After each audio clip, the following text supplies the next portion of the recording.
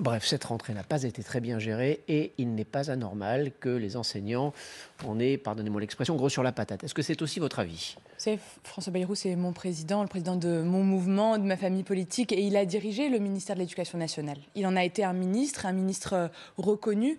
Et ce qu'il dit, dans le fond, c'est pas simple d'expliquer parfois des règles sanitaires qui bougent beaucoup. Mais notre cap, notre manière de faire a toujours été la même. On a posé des protocoles dès septembre, 4 niveaux. Et cette rentrée en particulier, c'est vrai, elle nous a obligés à avoir un protocole plus tardif, assez complexe, mais qui a été éprouvé finalement par la difficulté de le mettre en œuvre. C'est pour ça qu'il a évolué. Et je crois que le fait de se dire, si quelque chose ne fonctionne pas bien, alors il faut avoir parfois le courage, parfois la sincérité de dire ça ne marche pas bien, je ne vais pas me borner à ne pas le faire bouger. Et c'est comme ça que le protocole a évolué pour une deuxième fois. Et c'est assez lourd, c'est vrai, au bout Donc de la 2 faute au ans. protocole, pas à Jean-Michel Blanquer, c'est ce que vous dites. Non, la réalité de la réalité, c'est que la facilité, ça aurait été de fermer, évidemment. Et que si on se bagarre avec ces protocoles, ces évolutions, et je sais que c'est difficile, parce que vous savez, j'ai un petit frère, il a des enfants, on a tous des amis autour de nous, et on voit bien qu'est-ce que ça fait d'avoir un mail de l'école qui dit il n'y a pas école demain parce que l'enseignant est positif au Covid, que c'est difficile. Mon petit neveu, vous savez, il a 5 ans. Effectivement, un test, c'est difficile à 5 ans parce que ce sont des enfants. Mais tout ça nous amène à une chose. Comment finalement, eh bien, malgré la durée de la crise, on garde cette confiance avec les Donc vous dites, organisations syndicales. ça a été mal géré, mais on ne pouvait pas faire autrement, c'est ça? Je dis qu'on apprend jour après jour et que cette crise, elle te pousse à te questionner, à apporter des réponses très factuelles. Avec les enseignants, et d'ailleurs ce sont les organisations syndicales elles-mêmes qui se sont exprimées jeudi dernier après la mobilisation, disant on a bien vu qu'il y a une volonté vraiment réelle, sincère, eh bien de construire une meilleure manière de faire. Oui, mais Les certains réunions, syndicats retournent dans la rue aujourd'hui. c'est Une pas les image. mêmes. Pour le coup, juste jeudi dernier, il y avait effectivement une unité dans les organisations syndicales. Il n'y avait pas d'unité dans les revendications, puisque certaines demandaient la fermeture des classes dès le premier cas Covid, d'autres qui demandaient un peu plus. Aujourd'hui, toutes les organisations syndicales ne sont pas dehors, mais vous savez, c'est cette petite perle française, le droit de manifester, qui est évidemment à protéger, qui est constitutionnel. Et aujourd'hui, il y a une partie des organisations syndicales dehors. C'est un droit. Et je pense surtout que des actes ont été posés jeudi dernier. Les masques FFP2, 50 millions. Plus de 8000 recrutements pour baisser la pression sur les enseignants et faciliter la vie au quotidien. Évidemment, toujours la question sur le baccalauréat. Vous savez que ça préoccupe énormément les enseignants. Oui. Mais en même temps, encore les une fois, épreuves la de grogne spécialité. demeure chez certains Mais les syndicats, revendications aujourd'hui sont très certains différentes. enseignants. Une image, peut-être pour vous faire sourire, qui s'est regardé, ce sont des militants en maillot de bain, avec un sosie de votre ministre Jean-Michel Blanquer. Le voici de dos, un petit happening en musique organisé hier devant le ministère de l'Éducation. Est-ce que vous craignez un effet Ibiza ou une surmobilisation suite à la polémique cette semaine sur les annonces faites par le ministre depuis cette île des Baléares? Ce que je vois, c'est que dans cette vidéo, il se trouve qu'il y a pas mal de créativité. Oui, ça c'est clair. Et du courage, parce qu'être en maillot de bain à Paris, Il faut avoir effectivement, vouloir. ne pas avoir froid, ça c'est une réalité. Non, plus sérieusement. Au plus, Jean-Michel Blanquer s'est exprimé hier à l'Assemblée. C'est le ministre qui a tenu 5 ans de transformation profonde. Symboliquement, il a dit lui-même, il y a une part de, peut-être dans le choix de la destination, certainement, qui aurait pu être différente, c'est une chose. Mais dans le fond, est-ce qu'on rentre dans une chasse à l'homme? La réponse est non. Est-ce que c'était légitime de souffler un petit peu tout en préparant en réalité cette rentrée sanitaire? La réponse est oui. C'est un des ministres qui n'a pas arrêté en 5 ans cette transformation de l'école. Et c'est un des ministres, pour le coup, je travaille avec lui au quotidien, donc il y a aussi une sorte d'affection, de relation quotidienne et réelle qui a transformé en profondeur ce ministère, qui s'est toujours bagarré pour que l'école elle reste ouverte pour les enfants, qui a toujours cherché cette protection des enseignants, qui a fait le Grenelle de l'éducation pour recréer de l'attractivité, Donc finalement pour une vous, meilleure si rémunération. effet Ibiza il y avait aujourd'hui sur la manifestation, il ne serait pas justifié. Peut-être. Il s'est excusé à demi-mot, Jean-Michel Blanquer, devant la représentation nationale, ici même, Il a été à TF1, sincère. devant les Français. Bien sûr. Est-ce qu'il aurait dû faire plus? Est-ce qu'il aurait dû aller peut-être un peu plus loin dans ses excuses? Mais je veux dire, c'est s'excuser d'un choix de destination. Et François Bayrou l'a rappelé aussi ce matin. C'est un des ministres de l'Éducation qui a effectivement réformé cette maison profondément pour l'intérêt des enfants. Mais surtout, il y avait aussi un moment personnel très particulier. Et je pense que ce temps est à respecter. Vous vous rendez compte, on demande à des millions de Français, mais de manière très sincère, des millions de Français de télétravailler. Et il a fait quoi? Il était juste un peu pas au ministère, 4 jours où il a télétravaillé, où il était joignable, où il a travaillé. Effectivement, c'était depuis une île et pas une île qui a une image plutôt festive, mais il se trouve que je crois les discothèques là-bas sont fermées. Je vous le confirme. Et donc du coup, c'est plutôt ce que ça a fait réagir un peu dans l'inconscient collectif et ce que je comprends fondamentalement. C'est une maladresse politique, malgré tout. Soit. C'est un homme expérimenté, Jean-Michel Blanquer. Oui, c'est quelqu'un d'expérimenté. Il aurait dû percevoir le risque. Il avait été averti, nous dit-on, qu'il y avait un risque. Fondamentalement, vous pensez pas qu'un homme est jugé par les actes de sa mission ministérielle. Il doit être jugé de ce qu'il a fait, ou pas fait en tout cas. Et je crois que quand on regarde aujourd'hui à quel point notre école est restée ouverte par rapport aux Allemands, aux Italiens, aux Américains qui l'ont fermée 4 fois plus que nous, ces actes, son bilan, c'est un des bilans les plus positifs du gouvernement, les plus sociaux du gouvernement. Et est-ce que ces décisions auraient été différentes sur les protocoles s'il avait été ailleurs ? Il l'a dit lui-même, la réponse est non. Donc je pense qu'il ne faut pas rentrer dans cette chasse à l'homme qui malheureusement ne fait que fragiliser peut-être de l'actualité. Une dernière petite question concernant cette polémique et l'effet qu'elle a pu avoir. Alors politiquement, évidemment, une partie de la gauche a demandé sa démission, vous l'avez peut-être vu. Bien sûr. C'est le jeu, on va dire ça comme ça. Dans quel état d'esprit il est, Jean-Michel Blanquer? Est-ce qu'il a été touché? Est-ce qu'il a été affecté? Vous le voyez très régulièrement. Moi, comment vous l'avez ressenti? Je vois un ministre qui est toujours à la tâche parce que c'est pas fini. Aujourd'hui, on est en train de discuter sur les épreuves de spécialité. Il y a eu le fait de déplacer les épreuves de CP de la semaine dernière. Il y a aujourd'hui 8000 recrutements qui sont en cours. L'arrivée de plus de 55 millions de masques FFP2, des masques chirurgicaux, tout ça, c'est en cours et ça continue. Mais j'ai aussi vu, sincèrement, un ministre qui est attaché à ce ministère, à sa réputation, à plus de 5 ans d'engagement profond et sincère pour les enfants. Et donc, oui, ça le touche. Et je crois que c'est tout en son honneur. Parce qu'on est dans le fond des hommes et des femmes. Je sais que ça fait bizarre de le dire comme ça, mais on est des hommes et des femmes comme les autres. Oui, parfois on est fatigué, on a besoin de souffler, de prendre un peu de vacances, c'est important, à certains moments. Et quand les critiques parfois paraissent excessivement injustes, ou qu'on a le sentiment qu'il y a effectivement une chasse à l'homme avec une répétition des unes qui sont dures, alors oui, ça nous touche parce que ça touche ce qu'on aime aussi, ça touche nos entourages, ça touche les équipes qui sont à la tâche dans un projet. Il a été suffisamment soutenu par la majorité, Jean-Michel Blanquer, parce que l'opposition à la taxe fait partie du jeu politique. Mais est-ce que vous avez le sentiment que ses collègues sont suffisamment venus à sa rescousse? On n'a pas beaucoup entendu Olivier Véran, sauf erreur de ma part, Frédéric, je parle sous votre contrôle évidemment, mais on n'a pas à sa décharge. Oui. Quand il veut communiquer, le ministre de la Santé, il peut le faire aussi. Mais il a été testé positif au Covid, et je crois que voilà. Vous évoquez Olivier Véran, il y avait eu quand même cette altercation, ou en tout cas explication assez vigoureuse entre le ministre de la Santé et Jean-Michel Blanquer. On s'en souvient, avant un Conseil des ministres, il y a eu un certain nombre de séquences un peu compliquées, un peu difficiles pour Jean-Michel Blanquer. Il y a eu ce protocole qui a été annoncé la veille de la rentrée scolaire dans des conditions un peu compliquées et que les directeurs d'établissement n'ont pas bien compris. En tout cas, on trouvait que c'était un peu presque à minuit, juste avant la rentrée. Bref, plus cette affaire Ibiza, on a quand même un ministre de l'Éducation qui a été, par ces différentes séquences, fragilisé, en tout cas politiquement. Est-ce que pour vous, justement, même si c'est injuste, est-ce que ça ne vient pas ternir, en tout cas dans l'esprit des Français, la fin de ce long mandat de Jean-Michel Blanquer à la tête de l'Éducation nationale? 5 ans, c'est beaucoup, c'est presque même un record. C'est un record. Et donc, est-ce que il ne va pas quitter finalement ses fonctions avec une image un peu ternie auprès des Français?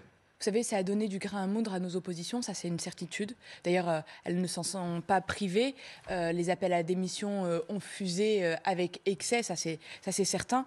Mais je crois que le bilan réel de Jean-Michel Blanquer, c'est le bilan de l'éducation nationale, c'est le bilan d'une nation éducative qui a été la priorité du président de la République. C'est 1 million d'enfants qui partent en vacances et qui apprennent grâce à Vacances Apprenantes, qui soufflent, qui finalement partent en vacances pour la première fois. C'est des dédoublements de classes de CP et CE1 féminin partout, c'est le renforcement de l'attractivité des salaires. Bilan, mais je parle de l'homme, Mais oui, Blanquer, mais vous savez, l'image personnelle du ministre. Aujourd'hui, on parle d'hommes et de femmes et nous sommes à des fonctions avec des portefeuilles.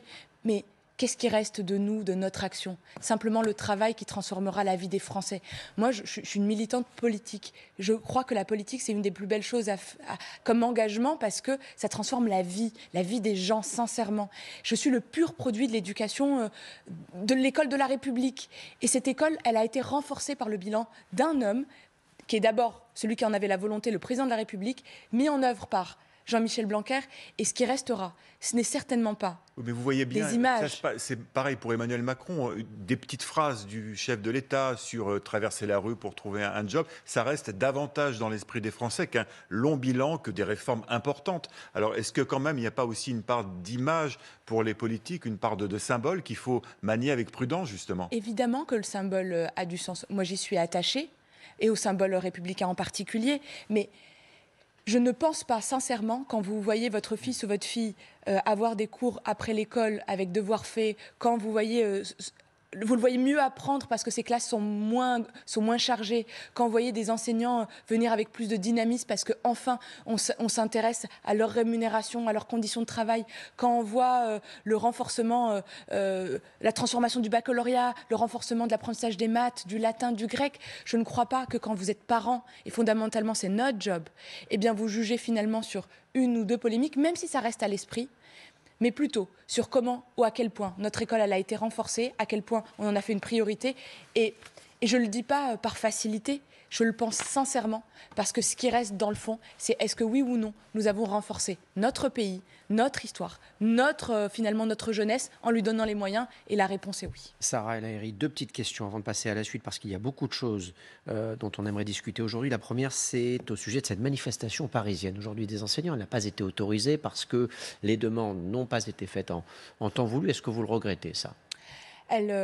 Aujourd'hui, elle n'est pas non plus interdite. Elle est tolérée. Elle est tolérée. C'est ce qu'a dit le préfet. Exactement. Elle est tolérée, et ça a été d'ailleurs rappelé par le ministre de l'Intérieur, Gérald Darmanin, parce que la demande n'a pas été faite suffisamment tôt. Il y a des règles, hein, mais ça pour autant, arrive régulièrement, vous le savez aussi. Régulièrement, Ouais. Et pour autant, il n'y aura aucune entrave à cette mobilisation, à cette manifestation. Je crois qu'on y voit aussi le signe d'une volonté d'apaisement. L'idée, c'est de crisper personne. Vous savez, nous, notre mission, c'est que les échanges avec les organisations syndicales... Mais pour ne crisper personne, n'aurait-il pas mieux valu qu'elle soit autorisée, tout simplement? C'est pas grave s'il avait une demi-heure ou une heure de retard dans la déclaration. Ce n'est pas une histoire d'une demi-heure ou d'une heure. C'est plutôt, il y a des règles. Et vous savez que quand l'État lui-même ne respecte pas les règles, ce serait franchement très maladroit. Donc, est-ce qu'elle est empêchée? La réponse est non. Est-ce qu'elle est tolérée? La réponse est oui. Est-ce qu'elle pourra se tenir? La réponse est oui. Je crois que c'est l'objectif. Et c'est bien ce que nous souhaitions. Il y a une semaine, lors de la précédente mobilisation des enseignants, ils avaient été reçus, les syndicats, à la fin de la journée. Des annonces avaient été faites, notamment sur des recrutements, sur les masques à l'école, sur une réorganisation, sur plus de communication. Est-ce que les syndicats vont être reçus ce soir à l'issue de la journée de mobilisation? Aujourd'hui, on n'a pas encore... vu à quel point cette mobilisation allait mobiliser ou pas, la question Donc ça va dépendre des chiffres de grève, de manifestations. Pas que, des différentes revendications. Vous savez que cette manifestation n'est pas du tout à l'image de celle de jeudi dernier. Jeudi dernier, l'ensemble des organisations syndicales appelaient à une mobilisation, avec certes des revendications différentes, mais ce n'était pas la même ambiance, ce n'étaient pas les mêmes sujets. Et surtout, vous savez, notre priorité, c'est que l'école fonctionne. Et au bout de 2 ans, tout le monde comprend la fatigue des parents, la fatigue des enseignants. Et l'idée, c'était de trouver des réponses immédiates. Et c'est ce qui a été fait avec le Premier ministre, avec Jean-Michel Blanquer, avec Olivier Véran. Quand tu sors après 3 heures de réunion et que les organisations qui ont elles-mêmes appelé à manifester, le jour même, qui ont manifesté, sortent en disant... Ça a été utile, nous avons avancé, il y a des réponses très concrètes qui sont posées, 8000 recrutements, 2 réunions bimensuelles avec les autorités de santé qui n'existaient pas, cette réunion bimensuelle, les masques FP2 mis à disposition de tous les enseignants que nous avons besoin, c'est concret.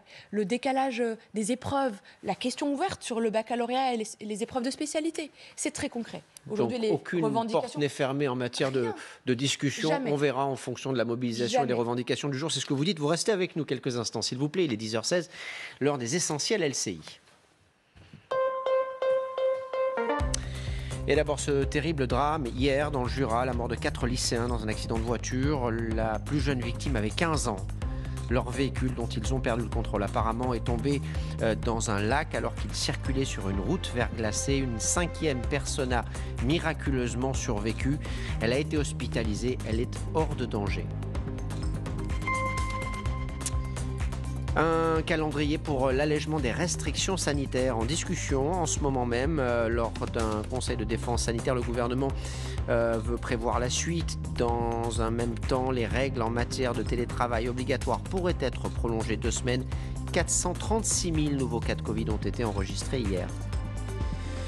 Les hommages après le décès de Gaspard Ulliel dans un accident de ski. Hier, 1 minute de silence au Festival de l'Alpe d'Huez et une lettre de Xavier Dolan, le réalisateur, lue par Thierry Frémaux, délégué général du Festival de Cannes.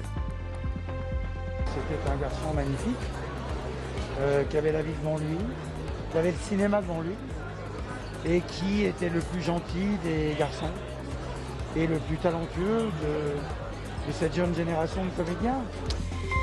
Et des bruits de bottes et des menaces qui en découlent. Joe Biden met en garde Vladimir Poutine. La situation pourrait échapper à tout contrôle si la Russie attaquait l'Ukraine.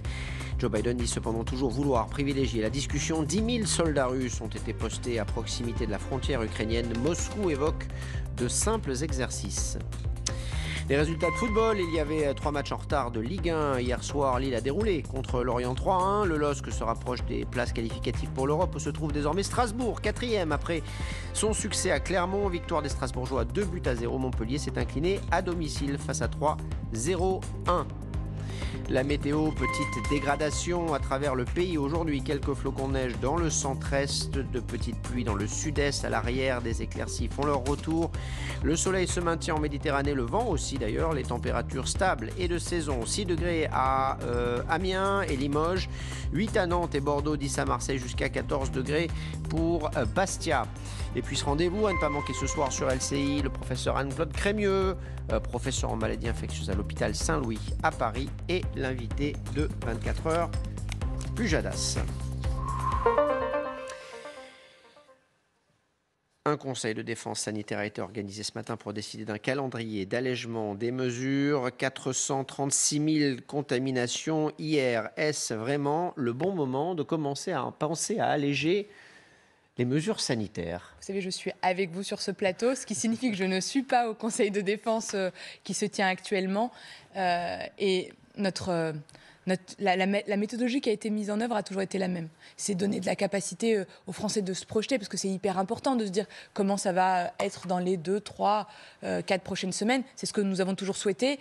C'est ce qui n'a pas toujours été simple, parce que je crois que ce virus est un être absolument pervers qui nous fait parfois tourner en bourrique avec des hauts, des bas, des variants.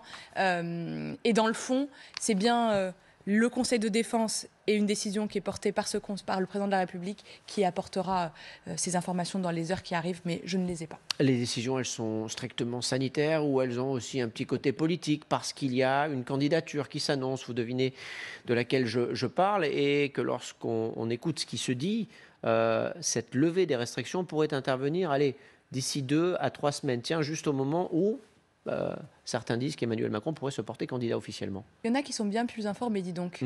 Parce que franchement, ceux qui connaissent pour le coup le président de la République ou qui travaillent avec lui actuellement au quotidien le voient être à la tâche. Hier, un discours extrêmement important devant le Parlement européen. Aujourd'hui, la gestion d'une crise sanitaire, des évolutions de mesures, l'accompagnement de nos indépendants, de nos commerçants, le renforcement des moyens à l'école pour toujours la crise sanitaire, l'adaptation des tests, alors même qu'on arrive à un pic de contamination comme nous n'avons jamais eu.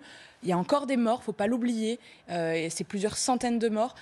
Eh bien, tout ça, moi, m'amène à dire que ces petites phrases, en tout cas ces petits commentaires, sont bassement politiques, attendus dans la période, mais bassement politiques. Sarah El Haïry, Marie Lebec était ici même hier. Elle nous disait au sujet de la candidature d'Emmanuel Macron à La République En Marche, de très nombreuses personnes ont des fourmis dans les jambes. Et vous ? Vous savez, moi j'ai hâte aussi, évidemment, de défendre notre bilan, et c'est ce que nous faisons aujourd'hui, mais de proposer d'aller plus loin, de porter une candidature que j'espère, dont nous avons en réalité tous envie. Mais encore une fois, s'il y a un homme, un seul, qui a la maîtrise des horloges et pour le coup qui est le maître des horloges pour l'expression qui a été pour le coup consacrée, c'est bien le président de la République.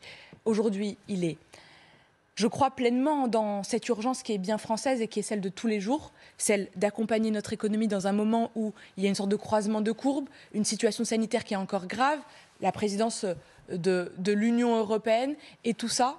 Eh bien, il le fait parce que c'est la priorité, parce que c'est ce que les Français attendent de nous, de lui, aujourd'hui. Le temps arrivera, il arrivera évidemment à la campagne, mais pour le moment, notre job, c'est évidemment d'accompagner les Français dans un moment particulier. Une dernière petite question concernant ce drame hier dans le Jura. Vous le savez, 4 morts, 4 lycéens. La plus jeune victime avait 15 ans. A priori, un simple accident de la route. Leur voiture a terminé dans un lac. D'abord, est-ce que vous avez des informations complémentaires et supplémentaires est-ce que vous savez ce qu'il s'est passé précisément?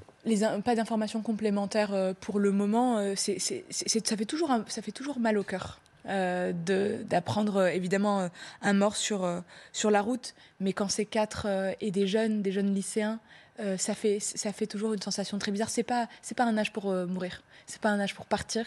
Ce qui rappelle qu'il faut être extrêmement vigilant. On en saura certainement plus. Moi, je pense à leur famille, très sincèrement, à leurs camarades de classe et à ceux qui les connaissent parce que c'est toujours dramatique. Et on a eu, je pense, hier, beaucoup d'émotions avec le départ d'une belle pépite française aussi. Un jeune garçon très beau. Gaspard Huliel, pour ne pas le nommer. Exactement, avec au regard azur magnifique, en tout cas qui nous a fait beaucoup rêver. Et je crois que ces peines, elles sont partagées. Du coup, pensez pour tous ceux qui le connaissaient aussi personnellement, parce que finalement, c'est ce manque qui reste. C'est ceux que vous voulez retrouver le soir et qui ne sont pas là. Et que ce soit ces lycéens ou que ce soit tous ceux qui meurent aujourd'hui, malheureusement, du Covid, de cette crise sanitaire, ou plus largement d'autres drames, c'est toujours les familles, dans le fond, à qui, en tout cas, moi, je pense. Merci Sarah El Haïry, merci d'être venue sur ce plateau ce matin. Frédéric Delpech, vous restez avec nous, on a encore besoin de vous tout au long de la matinée, il est 10h23 dans un